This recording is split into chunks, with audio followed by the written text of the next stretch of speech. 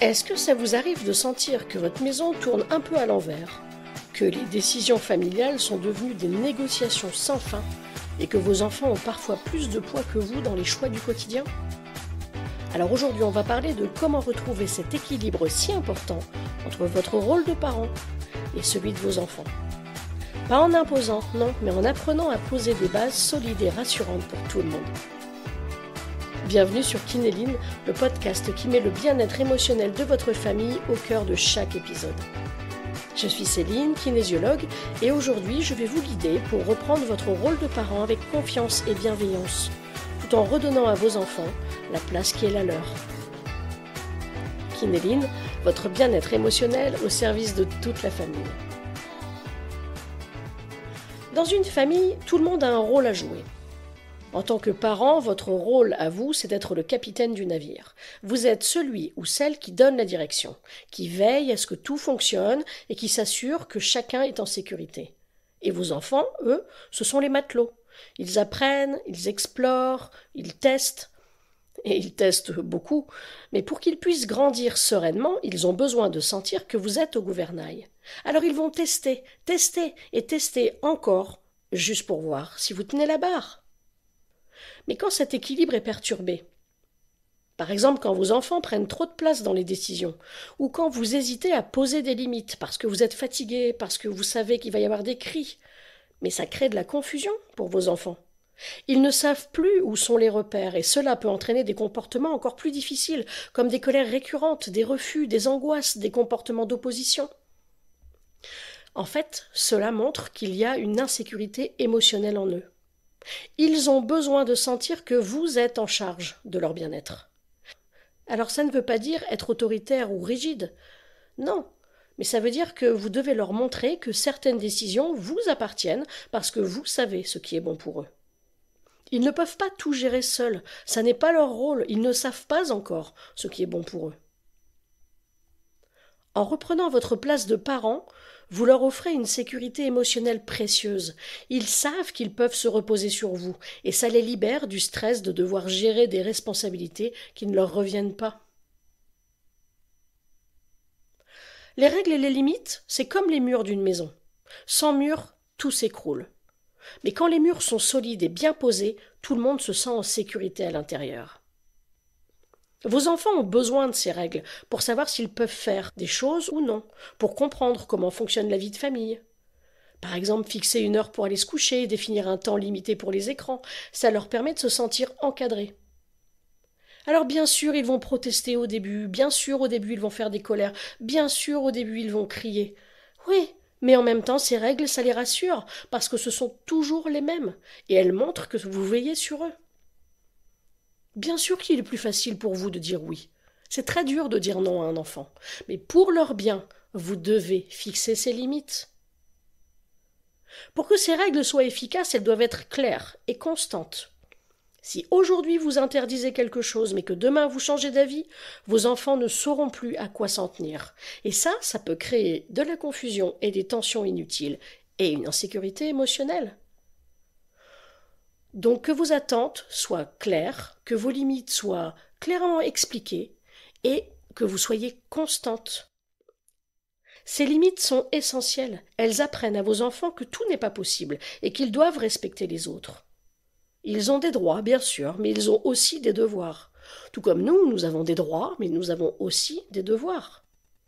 Donc dire non à une demande déraisonnable de votre enfant, même si ça provoque une crise, lui apprend à gérer ses frustrations et à comprendre que certaines choses ne sont pas négociables. Ce que vous voulez faire, c'est lui apprendre comment gérer les frustrations pour plus tard, pas pour maintenant. Bien sûr que ça serait plus facile de dire oui pour tout de suite, mais vous visez le bien-être de votre enfant sur le long terme. Comment fera-t-il plus tard s'il ne sait pas gérer ses frustrations ? Comment fera-t-il dans ses relations ? Comment agira-t-il au travail ? C'est ça que vous visez à long terme. Alors votre rôle, c'est aussi d'encourager l'autonomie dans un cadre sécurisant. Parce que l'autonomie, c'est une compétence que vos enfants doivent apprendre. Mais pour ça, elle doit être encadrée. Pareil, si vous leur donnez trop de liberté sans leur montrer comment l'utiliser, ils risquent de se sentir perdus. Au lieu de leur demander « Qu'est-ce que tu veux faire aujourd'hui ?» Non, proposez-leur 2 choix simples comme « Tu préfères aller au parc ou faire un jeu de société ?» Ça leur donne l'impression de participer, mais vous gardez le contrôle de la situation. Un autre exemple.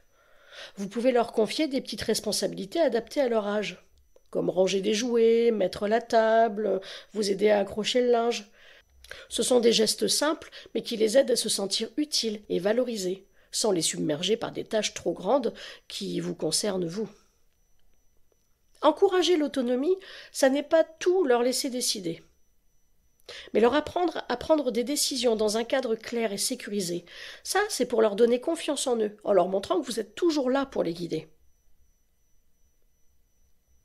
Parfois, il arrive que vos enfants peuvent prendre trop de place dans la dynamique familiale.